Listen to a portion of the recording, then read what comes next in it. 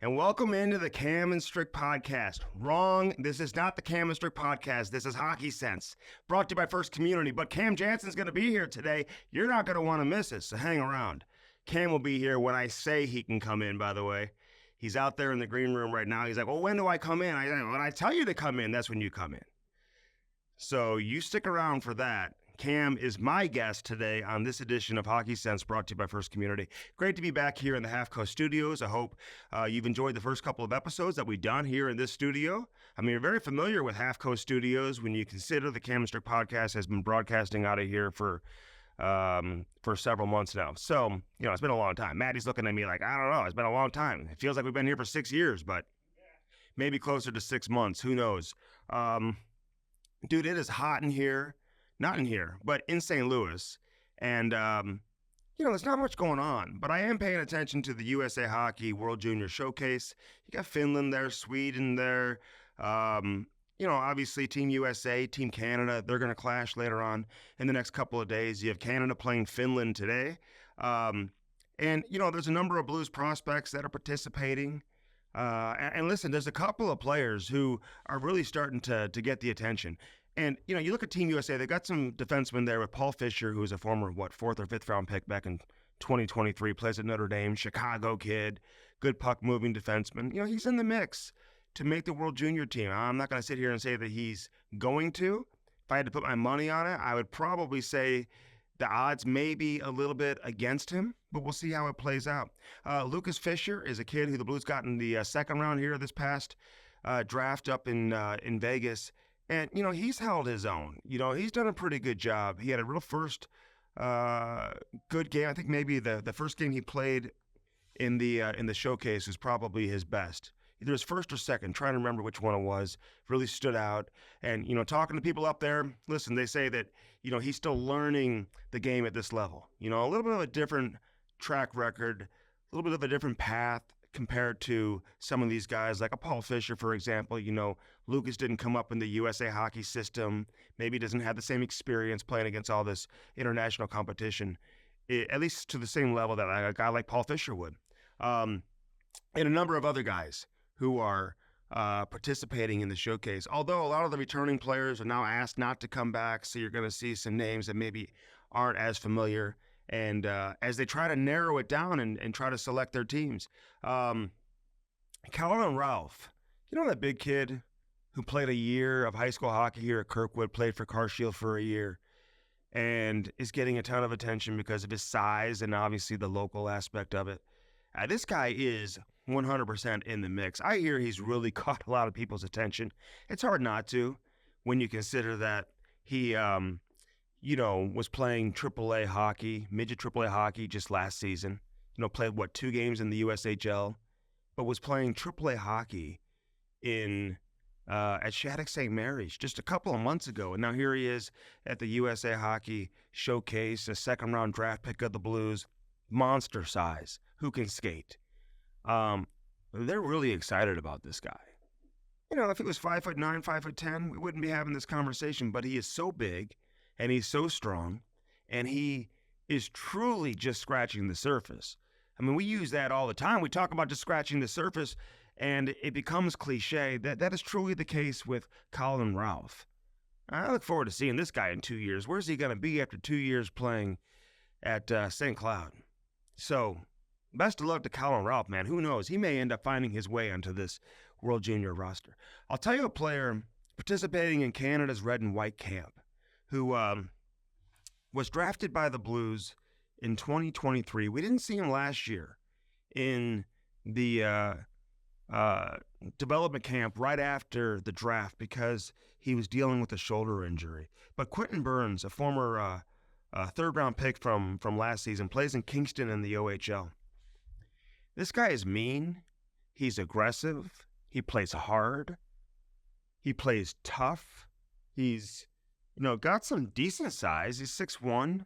He's going to have to put a lot of weight on when you see him off the ice. I think he looks bigger, at least in this year's development camp, certainly looked bigger and stronger than he did a year ago. Still has plenty of room to grow from that standpoint, to fill out and get stronger. But he's going to have a chance too, man, to make Canada's World Junior roster. I mean, he is 100% in the mix. They need a player like him. They don't have too many guys like Quentin Burns. And Quentin Burns is a player that gets hardly any attention inside the Blues organization. I mean, you look at all these guys who the Blues have taken in recent years. I mean, everyone's talking about Lindstein and Stenberg and Snuggerud and Dvorsky.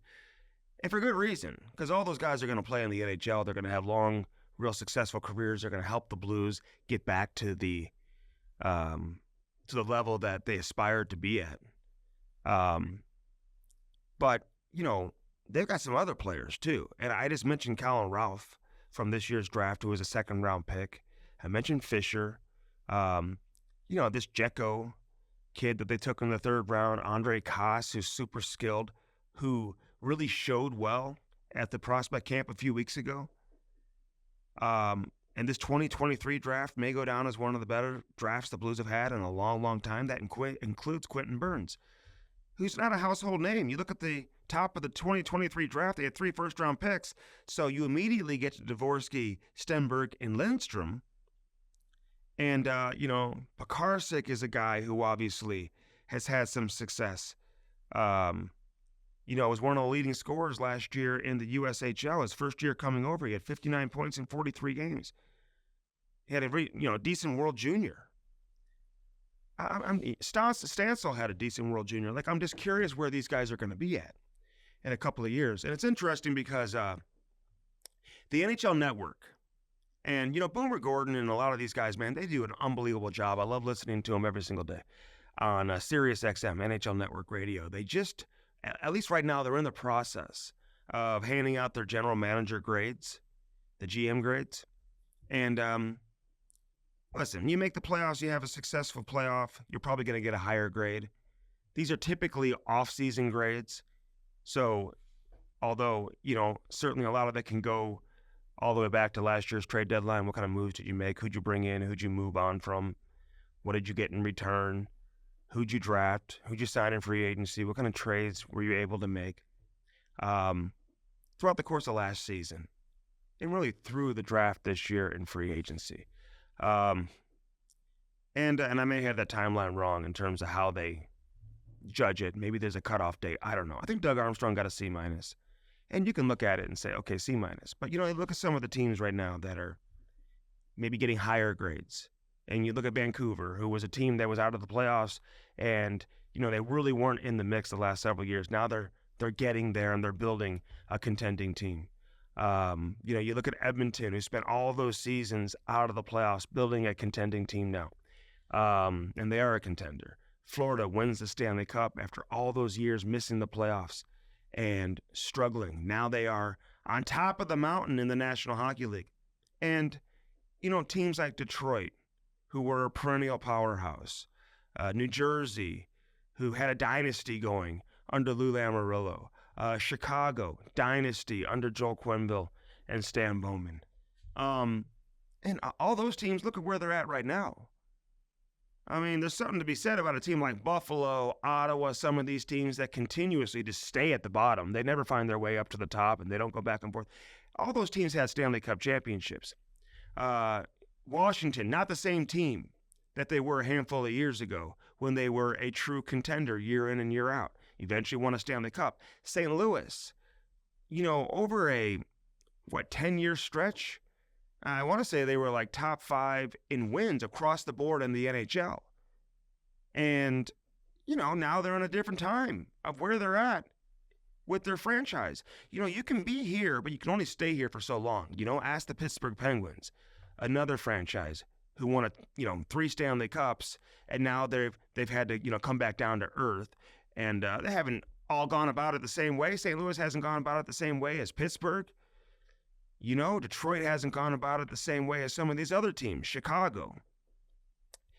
So everybody's different. But my point is that if you want to be a contending team and you want to sustain excellence and sustain competitiveness, eventually you're going to have to retool. You can't just stay there. I mean, you can do what the Blues did, I guess, and what Detroit did for all those years where, they're making the playoffs every single season. Detroit obviously ended up winning some Stanley Cups. And you look at St. Louis, what, they make the playoffs like, 25, 26 straight years? Never won a Stanley Cup during that time period. I think at some point you got to become bad again. And then you start rebuilding through the draft and start getting some real legit prospects in the house. And then you become competitive again. So, again, your grade sometimes isn't always based on the decisions you made. I mean, if you look at Doug Armstrong, you can't say he's made any terrible decisions over the course of the last season. I know some people take, they take shots about the Pietrangelo situation, should have brought him back. Letting Ryan O'Reilly move on. Some of those type of things.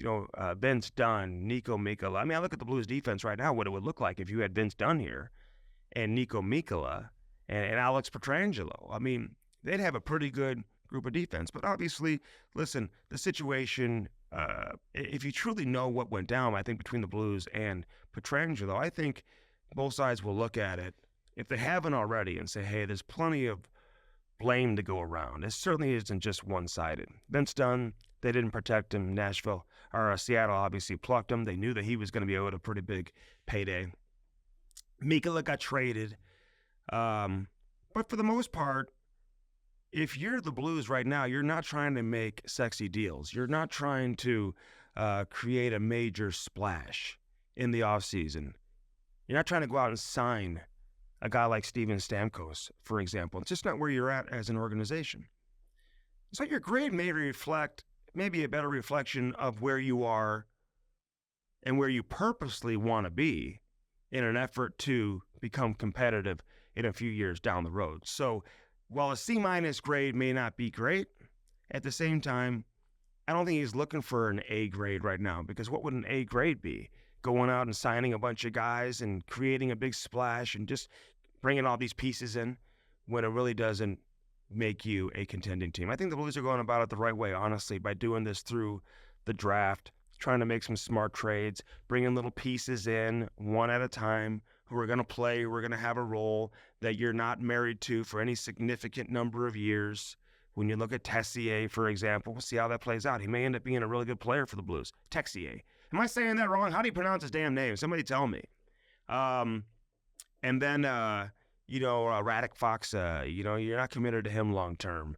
Matthew Joseph, we'll see where it goes. Pierre-Olivier Joseph, all these guys, man, we'll see where it goes with some of these players. I know people are going to talk about the Falk signing and the Krug signing and, bringing Leddy. Leddy's been a good player. Falk's been a good player for the Blues. Krug obviously has been banged up. He's had some injuries. That hasn't gone the way I don't think anybody anticipated. So there's no running from that situation. But Krug obviously had been a good player for a long time.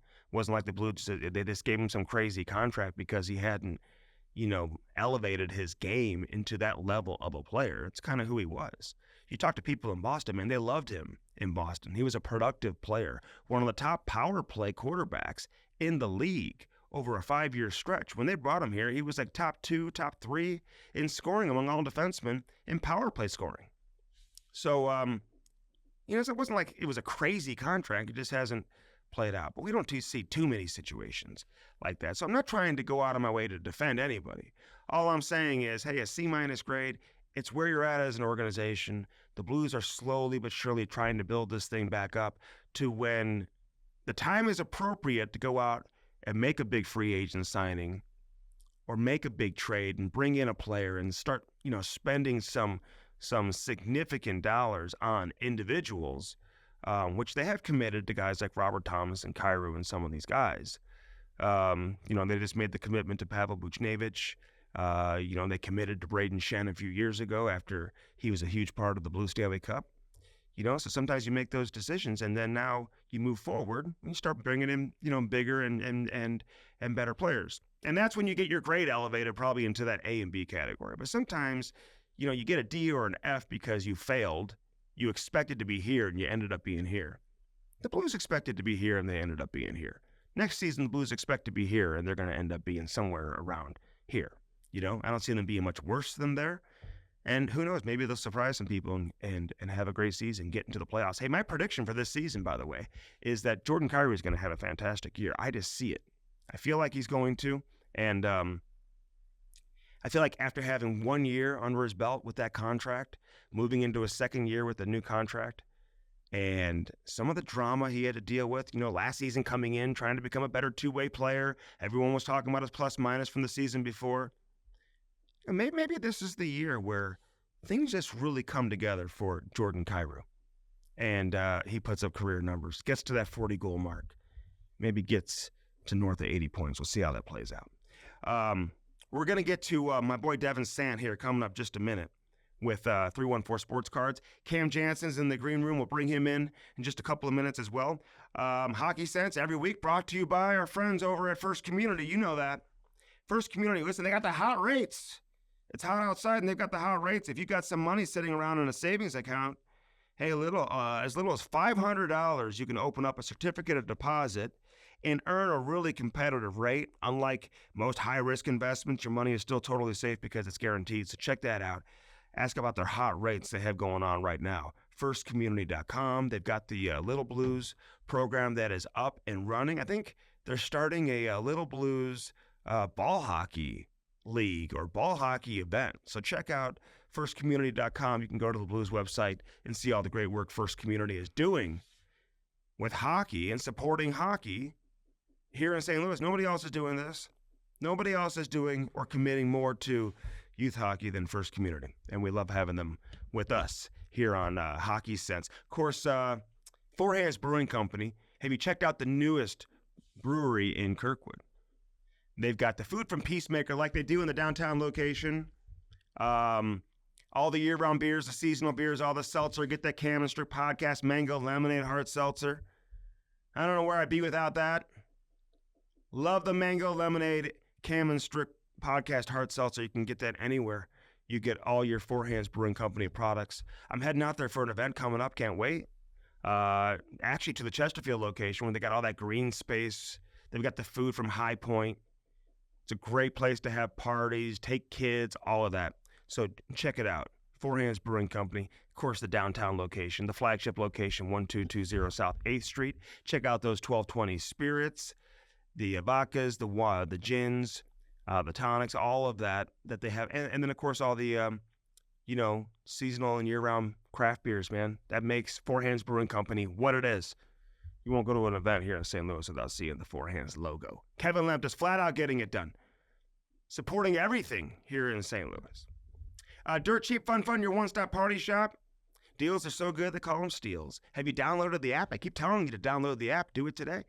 You can find out which locations have drive-thrus, which locations have curbside assistance, so they just bring it out to your car. You don't even have to get out of your car. They got the best selection of beer, wine, and booze anywhere in St. Louis, I can tell you that. Dirt Cheap Fun, your one-stop party shop. Check out all the locations and download that app today. Lordo's Diamonds, get that special someone, something special in your life from Lordo's Diamonds, 314-432-8008. I was just out there the other day, and of course, I got to give a shout out to my wife, Laurie, man. We just had our anniversary. Happy 15th anniversary. You want to make your wife happy on her anniversary, you go to Lordo's Diamonds. I'll tell you that right now. Lordo's Diamonds, lordosdiamonds.com, right there in the heart of the do. 314-432-8008.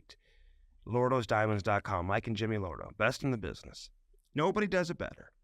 They will take great care of you. All right, before we, and listen, Cam, I let him come in. I know. Because he's been in the green room complaining because he had to wait too long, but this is my show, so I will tell you when to come in. It's a big show. It's a big show. It's a big show. And you will follow the rules as to how the show goes.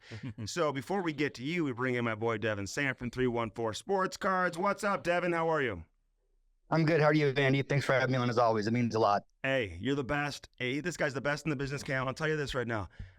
Best selection of hockey cards you'll find anywhere. When you were a kid, how much did you love collecting hockey cards? Oh, my God. I had 35 Pavel Bure cards, man. And then they just disappeared. I think my cousin stole them. You have any left, Devin? Pavel Bure card? I think I have a couple left. So you can come back and replace your cards here with this, Cam. That's for sure. I took Ty there yesterday, and he's like looking for a Phil Kessel card. Oh, yeah? Well, his cousin gave him a Phil Kessel Penguins jersey with 81 on it, and my kid's number is 81. It's a badass number. He starts looking them up on YouTube. He's like, damn, Phil Kessel could snipe. See his stats in when he played minor hockey? I know. The other day? 400 points. I know. Jeez Louise. Hey, listen, Devin, you got to tell Cam right now what the hottest card is on the market that you told me yesterday. It's not hockey. What is the hottest? What's the Can I hottest guess? card that's going for $50,000 Can I guess? right now? Go. Caitlin Clark. You're right. Well, of course. Well, dude. how'd you Yes, know Why that? would Caitlin Clark. you set that up like it's some mystery? I mean, how'd you know Because that? she's the most popular athlete in the world right now. Devin, are people coming in just asking for her card or what? Yes, Caitlin Clark is the most in-demand card we've had here in recent memory. We have people coming in, kids, adults, anybody who wants a card of her. I think that's what's so special is no matter who you are, what age you are, she's the one that's in demand right now. So it's pretty awesome for sure. What about Brittany Griner? Brittany Griner has a lot of fans too. There's a lot of WNBA cards that are taken off as well, just in general, because of kind of the attention with her, Angel Reese. It's become fun to watch WNBA, so it's very popular right now. Yeah. I for get sure. that. Yeah, I think Brittany had 7 points in the last Olympic game against Yeah. who they play. Don't know. I forgot who they played.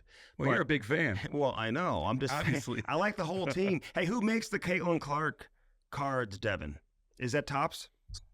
Yeah, actually, Topps and Panini. So Panini, the company that bought Donruss a few years ago, they actually have their own Caitlin Clark product that has basically a bunch of cards chronicling her career as a youth player and now a pro. And then Topps makes some of her collegiate stuff. So if you find a card as a Hawkeye, it's probably made by Topps. You think there's ever been a female athlete, let alone female basketball player, who's ever really capitalized monetarily off of a trading card? I can't think of one, at least in the recent memory, from like 2010 and newer, kind of, especially since the cards have taken off a lot in popularity. Mhm. I can't think of one. I mean, you had, of course, Michelle Wee back in the early 2000s. Mia Hamm was big. Serena's been big. Yeah. There's been a lot of demand for Coco Gauff cards and USA women cards, Mhm. but no one to the level of Caitlin Clark. Cam, I can ask Devin anything. What about Manon Rhéaume back in the day? Ooh. I had that card. Yes, Did big, you? very big. She has an autograph card in the early 90s that is a very rare card to find. So You can yes, for sure. Ask him anything, dude. He knows everything. I mean, he's only got so much time. I mean, he knows everything. So Devin, the Olympics are going on right now. Are there Olympic cards? Will they make trading cards for Olympians, specifically the basketball players? Yeah, so Topps made a USA Olympic product, came out recently, I think late last week. Someone actually here yesterday pulled a Michael Phelps autograph from one of the products. So Wow. there's Katie Ledecky cards, Caleb Dressel cards. Not so much basketball. I think they kind of saved those for the NBA specific sets, but Mhm. swimming, gymnastics, all cards in those products. And how big's the NBA right now? Just what? It's just thriving, is it not? Yeah, thriving is a good word to use. Victor Wembanyama is kind of taking over the next big thing, Mhm. kind of on the Connor Bedard level of hockey, but in NBA. So it's been very big. All right, 314 Sports Cards, 9640 Olive Boulevard in Olivet. If you're here in the local area in St. Louis, man, you got to swing by there. And like many of our listeners have, say hello to Devin. Devin loves it when people come in. Bring your kids, couches, TVs. You can watch sports. It's the only place that I found where they sell individual packs and they've got individual cards, Cam. Because sometimes you got to go to like a Pure Hockey or something like that. Yeah. They're going to try to sell you this huge box. yeah, Nothing I remember against those. and they're like $60 or whatever, $40, whatever.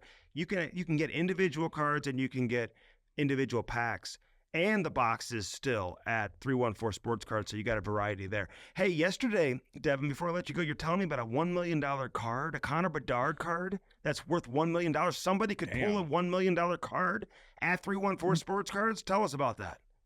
Yes, it would be awesome to see. I don't think it's going to happen, but it'll be awesome. But yes, in March, the newest Series 2 hockey release, a company put a $1 million bounty on the Connor Bedard 1-of-1 Young Gun, which, to my knowledge, has not been pulled from the pack yet. So it could be out there in a pack somewhere. Wow, man. do So my- how many are in existence? Like, is it like 1 in 1,000? Like, what is that?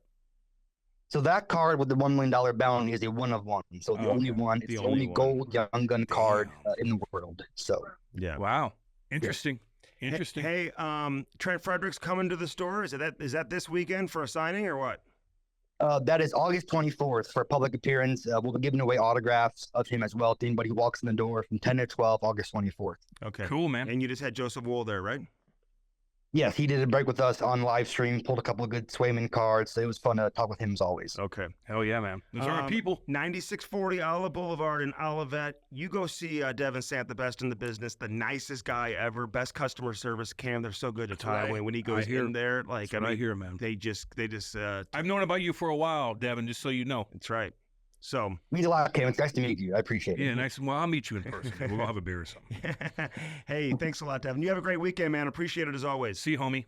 Thanks, Andy. Have a good weekend, guys. I appreciate it. See you, dude. Take care. Right on. He's the best, man. Yeah. I love these young entrepreneurs that are like passionate about something and then they go to business. It's the American dream right there, baby. Is that what that is? Well, yeah. Yeah. Absolutely. It is. Well, how else would you define the American dream?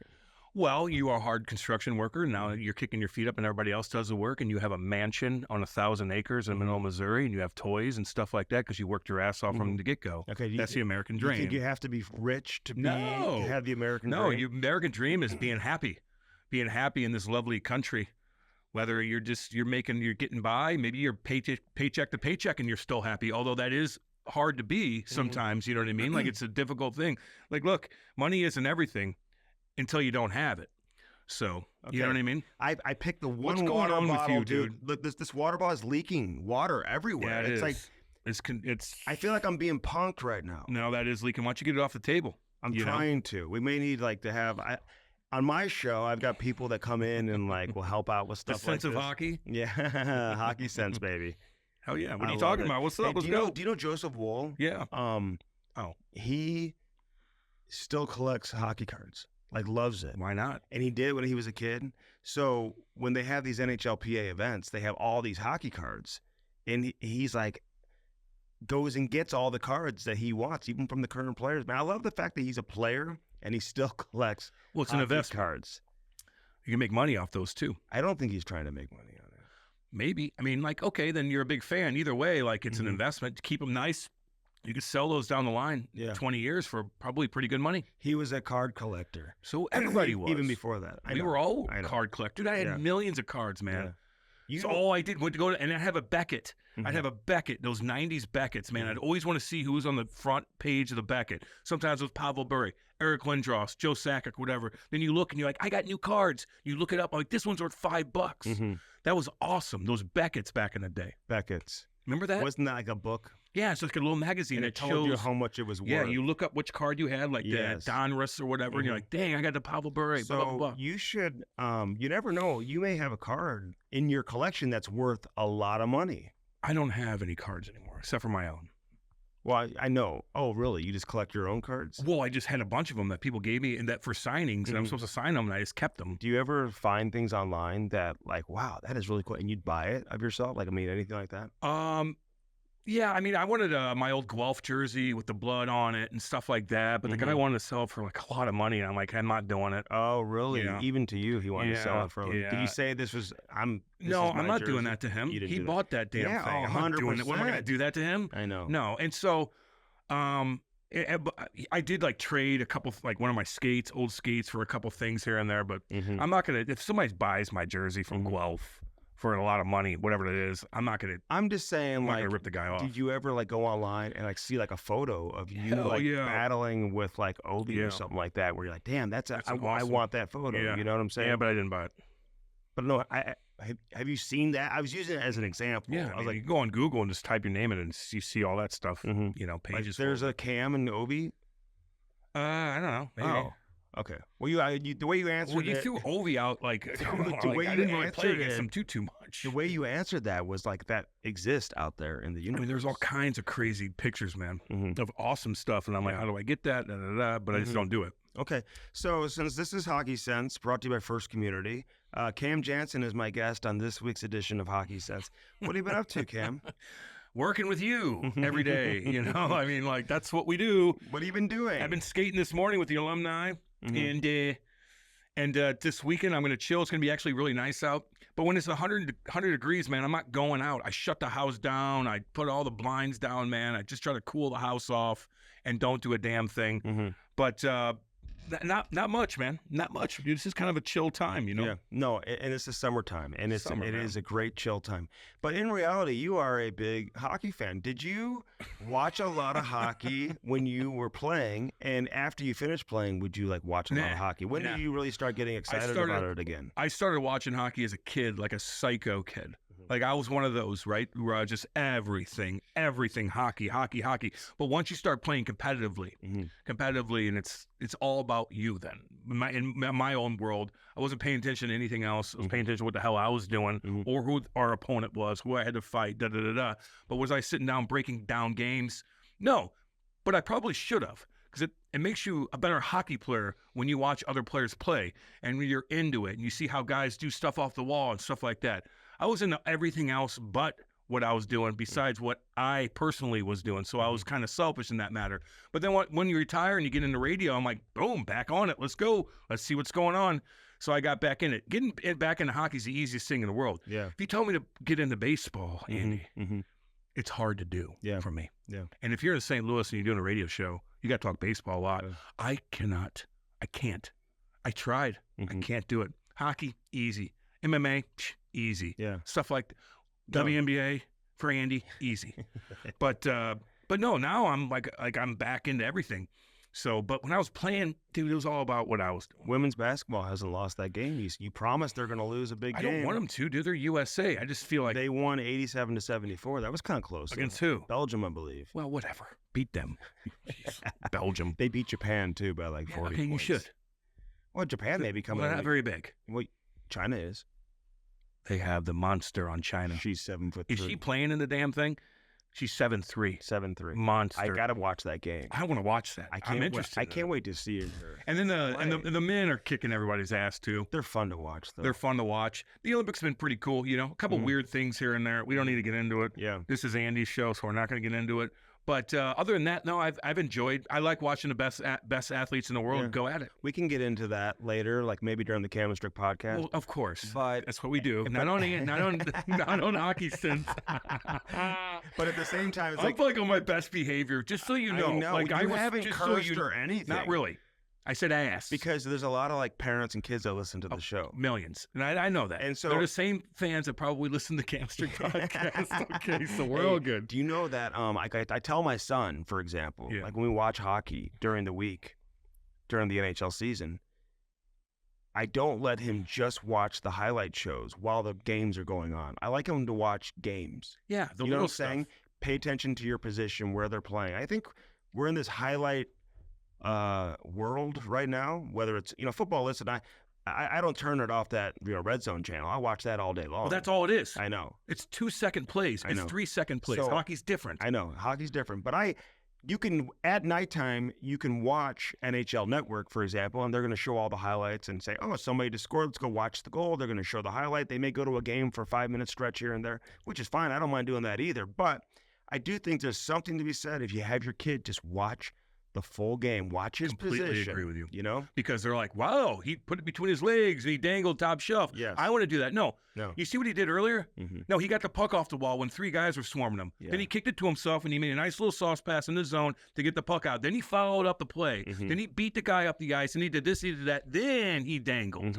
Then he dangled. He didn't see the other part. You see him take that hit to make that play. Exactly. He took a hit. He kicked it off the wall. He invited in pressure. He did all these little things to be able to be in that position to toe drag or whatever. Right. But then they only see the toe drag part. Like, that's what I want to work on. Right. No, get the puck off the wall. You know how many times you have to get the puck off the wall during a game? Yeah. Did you see the guy who scored, but how he started the play 200 feet? Did you see the D-man? Down What the he ice. did? How about the goalie? Yeah. Gloving it down, kicking it wide, doing this, blah, blah, blah, blah. He all came all the way down. He was open for a pass. He was available.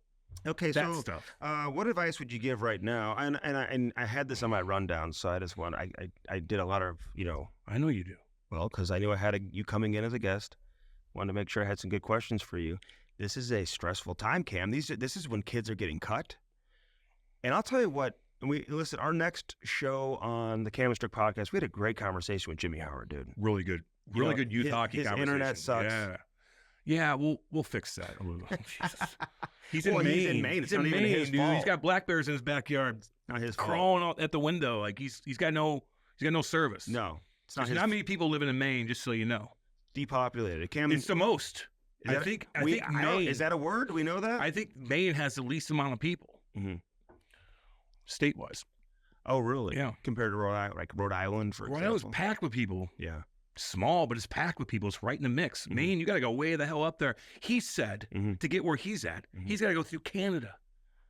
Didn't he say that? Jimmy Howard has to go through Canada. Quebec. Yes, so you have to go Sherbrooke, Quebec to get back. I told down. you because there's it's very mountainy, and then not to mention the border. There's all these lakes everywhere, and you got to do this, and it's just very scarce, you know. So he has to go through Canada, then come back to get to his house. That's the border where a friend of mine who was a police chief here in town, actually very known, very successful police chief, who went crossed the border into Quebec from Maine and had his gun in the car, and they kept him for several weeks. Oh yeah, dude. Yeah. Well, don't go to terrible conditions. Don't go to Turks and Caicos with bullets in your. What do you mean? Well, an ex-military guy went there with his family. Oh, He's really? a big hunter. He grabbed one of his bags. He had some shell casings in it. Forgot. He was hunting. Went to Turks and Caicos. They saw it.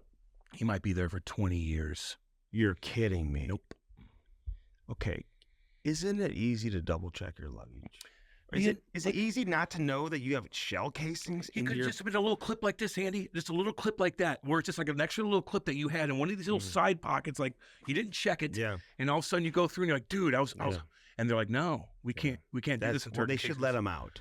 I agree, but okay, but people would say, well, you're gonna let the American gets out. What about this other kid? Military, man. I don't know. No, I agree. I don't want him getting stuck in a jail there because he screwed up that way with his family. Obviously, he's no threat. Yeah. Speaking of the military, we got a great game coming up against the Warriors, man. Always love playing against the Warriors. One of the best programs, which we need to get involved. They love playing against you. Don't do that again. Why you got to do that? I didn't say anything. You did that last year. I didn't say anything. Remember? I was like, don't do that. Don't do what? You try to I put a bounty on you. You did. I riled them up on the radio because these guys take it serious. Yeah. And I'm like, get Andy. These guys are great, dude. I put a bounty on Andy, and I didn't even realize I was doing it. And then everybody's texting me like, I'm going to get him, Cam. Yeah. No, I'm going to get him. I'm like, oh, boy. I go, don't get him. I got to conserve his brain a little bit because they will rough you up. Yeah, but that's not what I was saying. I'm like pumping their tires, and you're going there again. No. 2 years in a row, you're doing this. No, I just wanted them to rough you up so you didn't score. I thought you would have gotten this out of your system last year. Now you're doing this 2 years in a row. I took the bounty off. You're okay. Let's go support them. They're and Rob Ravitch. Incredible organization. Yeah.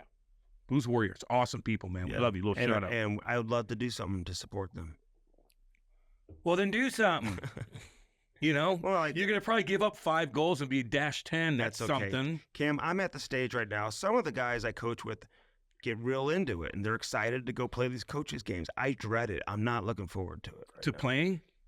The coaches' game. If you were skating all the time, like legit skate, not just pushing pucks in practice, like you'd be more into it. Correct. You know? But Otter plays and a few other guys. We have a good time. Oh, I might have to go. I think Lashaw's playing. I'm just thinking of all the guys that have kids that are playing. So. Yeah. No, it's cool, man. They do a damn good job. Rob Ramage will give you a little shout out too because he does a lot for the Blues Warriors. He does an incredible job with them. You know. Let's talk about tryout time though, Cam. Listen, the coaches, and we kind of got into this with Jimmy, but not to a full extent. And he's a little bit different. You know, played 15 years, 20 years, whatever, in the NHL. He's got a certain level of command, probably. You know you know what I'm saying? When you walk in, you got 20 years under your belt. Damn right, as you should. So, but not every coach has a NHL background and can. It's fine. And so, but I think it's more. 100%, it's fine. Mm-hmm. I've seen coaches who play in the NHL that are not good coaches, Cam. Dude. I've seen guys who never played at a high level that are incredible coaches. Fantastic coaches. And, you know, Ken Hitchcock and John Cooper come to mind, too. Oh, they're not even just those guys. Those guys are obvious. I wasn't even thinking about those guys. I'm talking about youth hockey coaches. I'm talking about guys I seen in the alumni room that didn't play that are damn good coaches. Damn good coaches. Yeah. So, but the hard part is, I think, for some people who never lived in never dealt with any type of criticism, always been well-liked, super nice people, enjoy being around people. People have always enjoyed being around them, and now they're the head coach, and they got to make decisions that affect other people. Cutting kids. Yeah. Having people upset with you, dealing with upset parents. having parents scream and yell at you at a rink when you run into them, where all of a sudden that relationship just completely changes from that 1 minute that you have to cut the kid. We've got over 60 kids, I think, trying out for our team. You know, what do you keep, 24, 25 kids, whatever it is? You know, that means a lot of those kids aren't making it. That's the hard part. So what advice would you give to those coaches? You got to do your job. And that's part of life. It's part of sports. Not everybody makes a team. And I remember at a young age, although I did pretty much make every single team, besides Team Quebec, and it was devastating. My dad was furious. And it was John Winsick and Zuki. Mm-hmm. And they told me I didn't make it. I didn't believe them. I go, why at that stage, even at that age, did you feel like you were one of the best players? Yeah, but I would have been a skating 5-minute major up there. There's no hitting, and but you couldn't control yourself. Yeah, I would have. I think I could have. They couldn't talk to you and be like, "Listen, there's no hitting. Go play. You're faster than everybody. Go use the puck." I was playing defense at the time too, up and back and whatever. You don't want to get kicked out of the game. No, I want to do what I can. I want to score goals. But they said that was their excuse, which I was like, at the time, we thought they were joking. And my dad was so mad. He was so mad at those guys. And I'm like, oh, I'm devastated. It doesn't mean anything. Months later, you make another team, or you do this, and you're just building. It's like, I never even look back at that. The only reason why I do is because I remember thinking that it was a joke when it certainly wasn't. Mm-hmm. But it didn't matter. It did matter at the time. Well, it's the biggest tournament in the world. That's the biggest hockey tournament going. If you look up anybody on Wikipedia, all these NHL guys that Andy and I have on, the first thing that comes up on Wikipedia, he played for so-and-so at the PB Quebec tournament. There's scouts everywhere. But you know what? The next tournament up in Toronto, there's scouts everywhere too. But it just doesn't, you can't as a family, as a father, as a mother, take everything so... Sometimes a kid needs it. Yeah. Sometimes you need to get smacked in the face sit down and figure it back out. You know, it's different, and it's harder to make those teams. It is. But you know, it still meant a lot to you, and you still were very aware at that age. I was you got devastated. You're hurt by devastated, that. Andy. You know? Embarrassed. Yeah. Devastated. I was a leader of the team and all that stuff. I was devastated. Really? Yes. And but then it went away. For all the guys from your team made it. They all made it, but me. I'm the only one that didn't make it. It was unbelievable. My dad was more pissed off. So what did he do? Nothing. He didn't call? No, we did nothing. He didn't call the coach? No. We just went home and worked on stuff and did this and did that. And I was your dad a loud dad? No, not at all. Was he a guy that was confrontational? No, only when... Would he create issues? Because sometimes you cut the kid because of the parents, You would have heard that. My dad was great. That's why everybody loved him. Yeah. And he stood away by himself, and I was a maniac more than any of these kids, dude. I was psycho. I was hurting kids, and these other families, these parents would dump stuff on me in the penalty.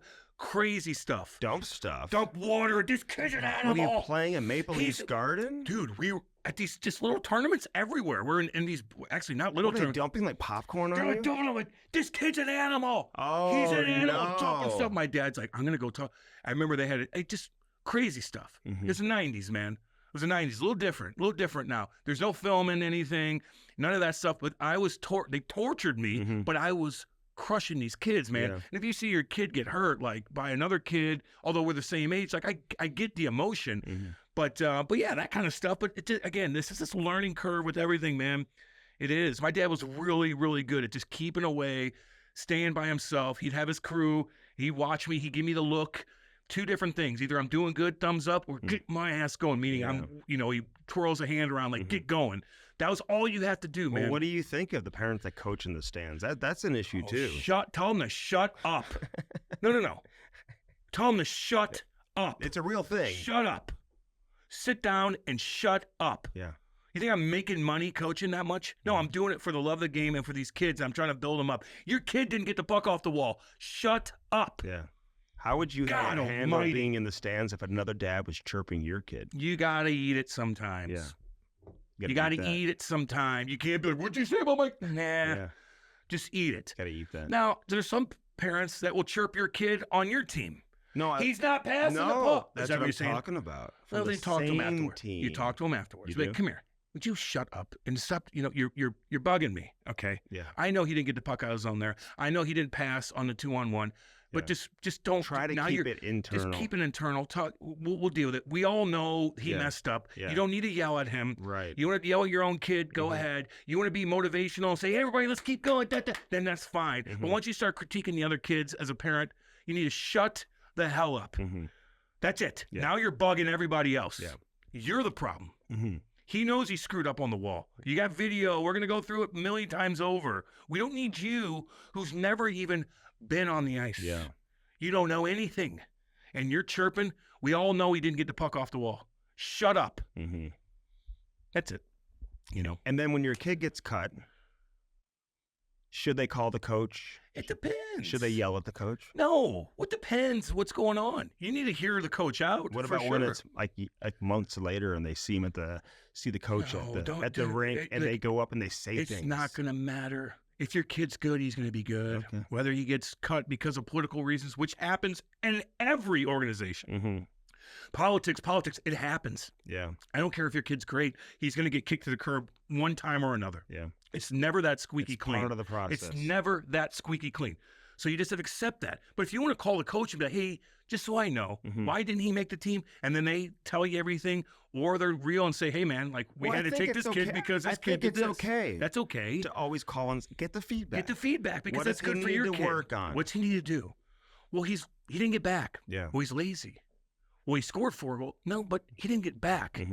He's not getting the puck off the wall. Yeah, he was in the right spot at the right time. Well, he does this, or he's tripping guys. Well, there's a million different things. So I think it's healthy to be able to call the coach, but do it in a civil way. Because your kid's young, and again, it's not going to matter in 2 years if he keeps doing what he's doing and he's good. We talked to Jimmy Howard a lot about this brick tournament, which is now it's almost getting bigger than the Pee Wee Quebec. Well, it's hitting, right? And it's no. Okay, so they're too young. They're 2 years younger than the Pee Wee Quebec. Well kids. then, that's all. They're 10. But I do think, those kids that make the brick team, I just think they're set up. They get an advantage. They get invited to a lot of stuff after that. You know what I'm saying? Well, if you perform. You're kind of in the mix. Still got to perform there. Yeah.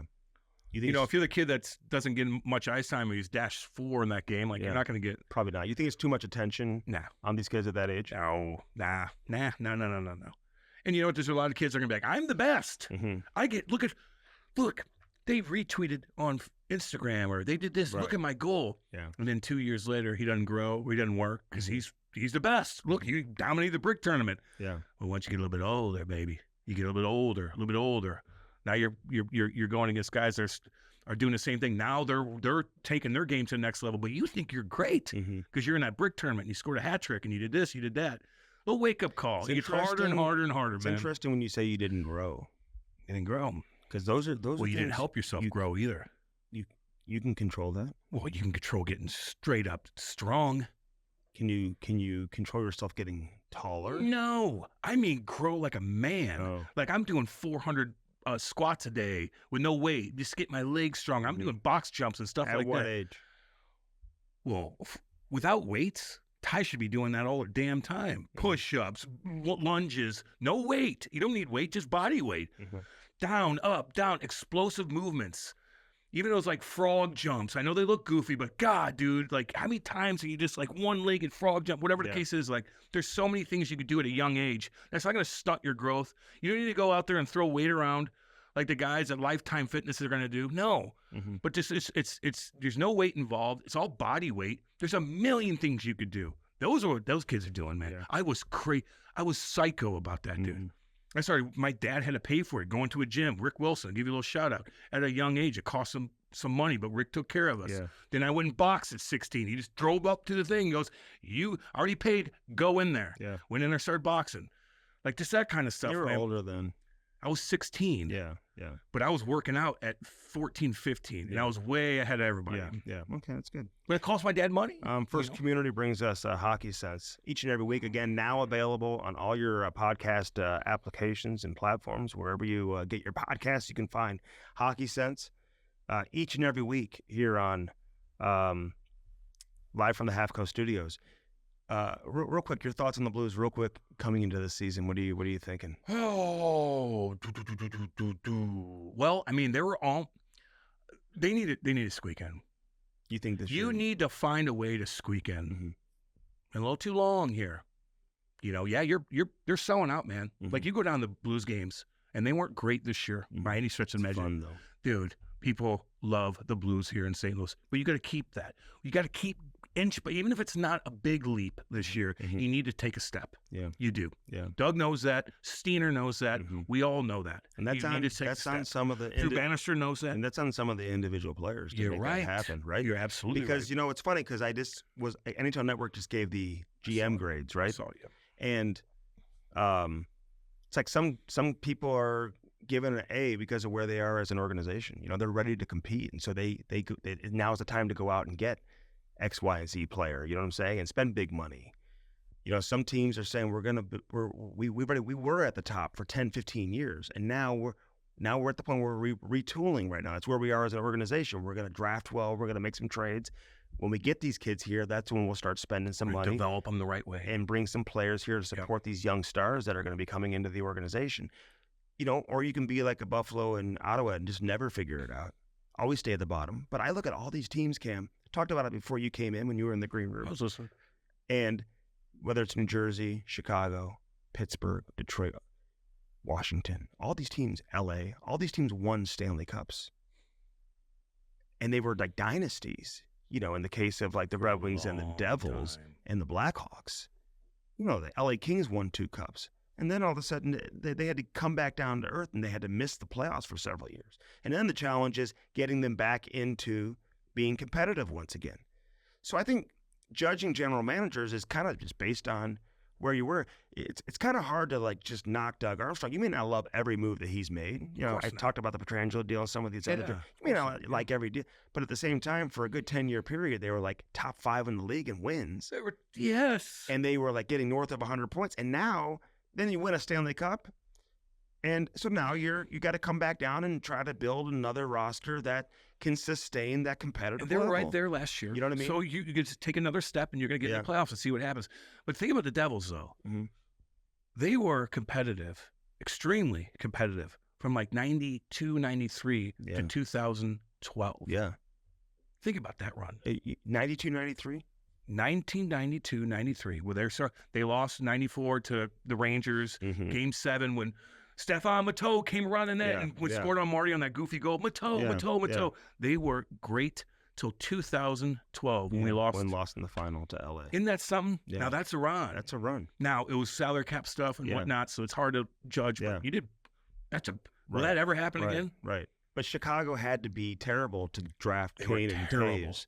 Terrible. And they drafted well by getting guys like Seabrook and Keith and some of these other guys. They added some free agents, and they were able to win 3 Stanley Cups. Yes, they did. You know what I mean? And Pittsburgh. LA was able to build, Pittsburgh, and now they're all missing the playoffs now. You know what I mean? Okay. So, but you know what? Everybody's different. Pittsburgh they built a roster that they thought was going to contend or that they thought would get into the playoffs. So they failed. Their situation's a little bit different. They shouldn't have missed the playoffs in reality with that roster. Like, why are you going out and getting Erik Karlsson? See, that's the difference. Doug Armstrong's not going out and getting Erik Karlsson and missing the playoffs. I know. He's getting Radek Faksa. And the Joseph. And, Alexander Texier and Matthew Joseph and getting guys that are going to have a role and hopefully get this team back in. But, like, it's more about, okay, hey, where are we going to be before we get the Dvorskys and the Snuggeroods and all these other guys coming in? Yep. And then all of a sudden get Kyrou and Thomas and these guys to where they need to be. If Doug went out and Buchnevich is staying. If Army went out and spent a ton of money on an aging defenseman. Right. Well, he did. Not a ton. $775. You're right. What do you mean? I'm going to say they brought in an aging defenseman, but there wasn't a ton of money. Yeah. And Ryan Suter. Yeah. 700,000. I mean, come on. Right. No, not at all. We want him. I know you're saying now. Yeah. But you get Erik Karlsson, and you have to completely. For what? I know. You're not like that would if Doug did that, we'd all be like, what? Yeah. Oh, cool. I get to watch him play, but this is going to really hinder us. I know. And our growth right now. Yeah. Don't do that. Right. I think the Blues are a good spot. They're in a good spot. They're in a good spot. You just got to keep entertaining the people too. Correct. You need the people from Fenton and all these diehard Blues fans. Make it entertaining. Yeah. Get their ass out there. Spend money. Pump these guys up.